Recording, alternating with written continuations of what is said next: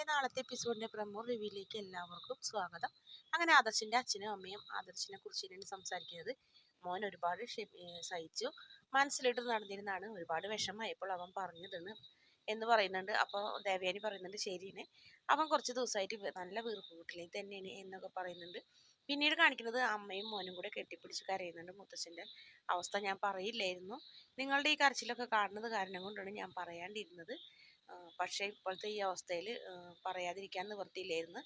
ആകെ മുത്തച്ഛൻ എന്നോട് ആകെ ഒരു കാര്യം ആവശ്യപ്പെട്ടുള്ളൂ, ഈ അസുഖം എന്ന് അറിഞ്ഞപ്പോൾ നയനനെ സ്നേഹിക്കാൻ എന്ന് മാത്രം പറഞ്ഞിട്ടുള്ളൂ എന്ന് പറയുന്നുണ്ട്.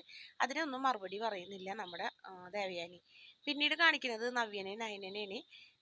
നവ്യ പറയുന്നുണ്ട്, ഒരു നശിച്ച ചിട്ടാവട്ടങ്ങളൊക്കെ ഇവിടെ, എത്രയും പെട്ടെന്ന് തന്നെ കിളവൻ്റെ കാലം കഴിഞ്ഞു പോയാൽ മതിയായിരുന്നു, എങ്കിൽ ആ സുഖമായിട്ട് ജീവിക്കാമെന്ന് പറഞ്ഞ വഴിക്ക് നയന നവ്യനെ പിടിച്ചു നിർത്തി കരണത്ത് നല്ലൊരു അടി കൊടുക്കുന്നുണ്ട്.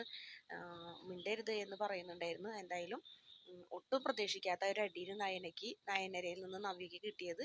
വീഡിയോ ഇഷ്ടപ്പെടുകയാണെങ്കിൽ ചാനൽ ഒന്ന് സബ്സ്ക്രൈബ് ചെയ്ത് സപ്പോർട്ട് ചെയ്യണേ.